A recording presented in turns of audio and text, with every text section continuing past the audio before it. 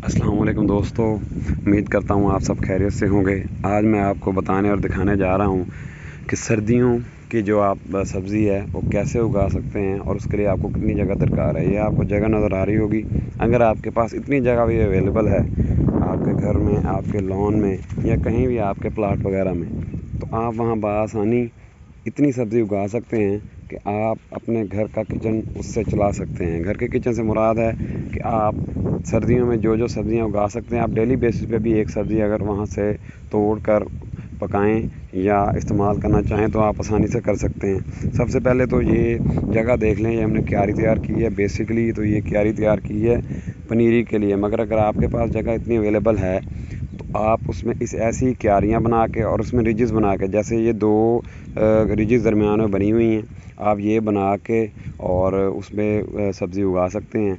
ये इसको हमने इसलिए छोड़ा हुआ कि अब बारिशों का सीज़न चल रहा है तो उसकी वजह से इसमें जो घास फूस उगना हो और अच्छी तरह से जो है मिट्टी ज़रख़ेज़ हो जाए। बारिश का पानी वैसे ही बहुत अच्छा होता है फसलों के लिए, तो इससे मिट्टी भी बड़ा फ़र्क पड़ता है।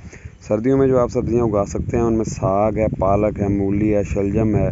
शलजम की दो किस्में होती हैं, पीला भी होता है और एक जामुन भी होता है। उसके अलावा मेथी, धनिया, सब्ज़ मिर्च, मूंगरे, सूंगरे, चुकंदर, मेथे और बंद गोभी, सौंफ, गोल बैंगन, लंबे बैंगन, धनिया, पालक और इस किस्म की जो मुख्तलिफ हैं, चुकंदर, ये सारी जो है ना सलाद पत्ता भी आप उगा सकते हैं। और सर्दियों में जो सब्ज़ी होती है वो थोड़ी सी उसको उगाना और उसकी केयर करना आसान होता है बनिस्बत गर्मियों के।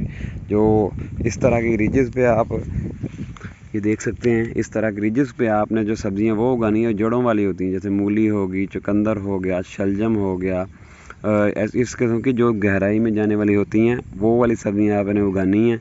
जो इससे थोड़ी सी बड़ी अगर रिजेस बना लें तो भी कोई मसला नहीं। उसके अलावा जो पत्तों वाली सब्ज़ियाँ जिनमें पालक है, धनिया है, मेथी है, मेथे, वो भी आप ऐसी रिजेस पे उगाएंगे। उसका फ़ायदा आपको ये होगा कि वो जल्दी गलेगा, सड़ेगा नहीं, क्योंकि जैसे ही पत्ते बड़े होते हैं वो गिर जाते हैं और पानी लगने से वो ख़राब भी हो सकते हैं।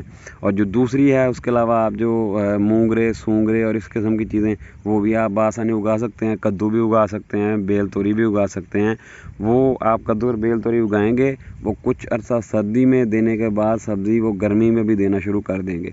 इसके साथ साथ जो दूसरी चीज़ें हैं, जो कद्दू, बेल तोरी होगी और बेलों वाली फसलें होगी वो, और जो पत्तों वाली होगी जैसे धनिया होगी, पालक हो गई, मेथी होगी, ये आप इसको काटते जाएंगे, ये दोबारा उगते जाएंगे और दोबारा उगकर जो है ना वो आप दोबारा उसको काटते जाएंगे। आप काफ़ी दफ़ा उसे काट सकते हैं। जो मेथे हैं वो सिर्फ एक दफ़ा ही काट होते हैं। उसके अलावा जो मूंगरे हैं, सूंगरे हैं, वो भी आप तोड़ते जाएं, उनके पौधे बन जाते हैं, लगते हैं। मिर्च है वो भी आप तोड़ते जाएं तो मिर्च लगती रहती है दोबारा। बैंगन है, बैंगन भी बड़े ज़बरदस्त होते हैं। उसका फ़ायदा ये भी होता है कि आप सर्दियों में उगाएं तो वो गर्मियों तक चल जाते हैं। उसके साथ आप जो चुकंदर वगैरह भी उगा सकते हैं, वो भी जो है वो जड़ वाली सब्ज़ी है और बड़ा फ़ायदेमंद है।